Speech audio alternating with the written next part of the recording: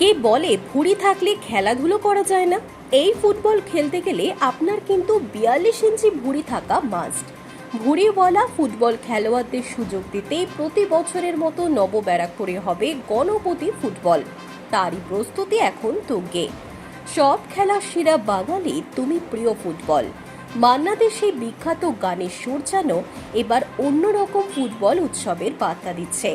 এই খেলায় বলের চেয়ে বড় ভুঁড়ি যোগদানের প্রথম শর্ত। নবব্যারাকপুরের চাঁদপুর লেনিনগরে দীর্ঘ 18 বছর ধরে আয়োজিত হচ্ছে ঐতিহ্যবাহী গণপতি প্রদর্শনী ফুটবল।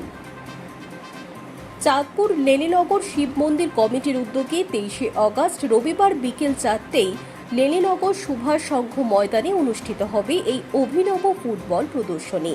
খেলায় অংশ নেবার অন্যতম শর্ত বয়স হতে হবে 40 বছরের বেশি এবং ভুঁড়ির মাপ হতে হবে অন্তত 42 ইঞ্চি। প্রতি দলে থাকছেন 11 জন করে গণপতি ফুটবলার। 1998 সালে শুরু হয়েছিল এই মজার ফুটবল প্রতিযোগিতা। 2008 সাল পর্যন্ত টানা 11 বছর ধরে চলেছিল এই আয়োজন। দীর্ঘ এক দশক ধরে দু দলের মধ্যে প্রতিযোগিতা হলেও শেষ বছরে 4 দলের অংশগ্রহণে হয়েছিল খেলা। এরপর দীর্ঘ বিরতি। অবশেষে 18 বছর পর ফের পুরনো ঐতিহ্যকে ফিরিয়ে আনছেন উদ্যোক্তারা। শুধু ফুটবলই নয়, এই উৎসবের শুরুতে থাকছে বর্ণাঢ্য আয়োজন। মাঠে গণেশের মূর্তি নিয়ে শোভাযাত্রায় অংশ নেবেন গণপতি ফুটবলাররা। খেলা শেষে চ্যাম্পিয়ন এবং রানার্স দলকে দেওয়া হবে সুদৃশ্য ট্রফি এবং শংসাপত্র। পাশাপাশি থাকবে বিশেষ আকর্ষণ, সর্বোচ্চ ভুঁড়ির অধিকারী গণপতির জন্য আকর্ষণীয় পুরস্কার। নিয়ম মেনে ফিতে দিয়ে প্রত্যেক খেলোয়াড়ের ভুঁড়ির মাপও নেওয়া হচ্ছে। সোদপুর, ঘোলা, মুড়াগাছা, যোগেন্দ্রনগর, বিরাটি, মধ্যমগ্রাম সহ বিভিন্ন এলাকা থেকে ইতিমধ্যেই খেলোয়াড় বাছাই করা হয়েছে। চলছে নাম নথিভুক্তির প্রক্রিয়াও।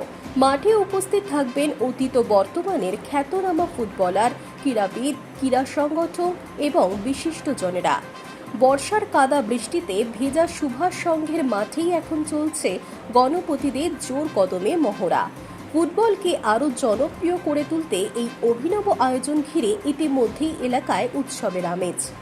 উদ্যোক্তাদের আশা, অন্যান্য বছরের তুলনায় এবারের গণপতি ফুটবল দেখতে মাঠে আরও বেশি দর্শকের ভিড় হবে।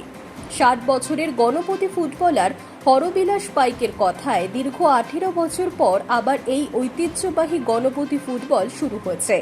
ফুটবল খেলতে আমার খুবই ভালো লাগে, তাই এখনও খেলি। খেলাধুলো করলে শরীর ভালো থাকে, তাই সুযোগ পেলেই সুস্থ থাকার জন্য ফুটবল খেলা উচিত। গণপতি ফুটবল উৎসবকে সফল করে তুলতে ইতিমধ্যেই চাঁদপুর লেনিনগর শিব মন্দির কমিটির নবনির্বাচিত সদস্যরা জোর কদমে প্রস্তুতি শুরু করেছেন। সব মিলিয়ে 23 আগস্টের অপেক্ষায় এখন গোটা নবব্যারাকপুর। ফুটবলের মাঠে এবার লড়াই হবে গোলের পাশাপাশি ভুঁড়িরও। High news network.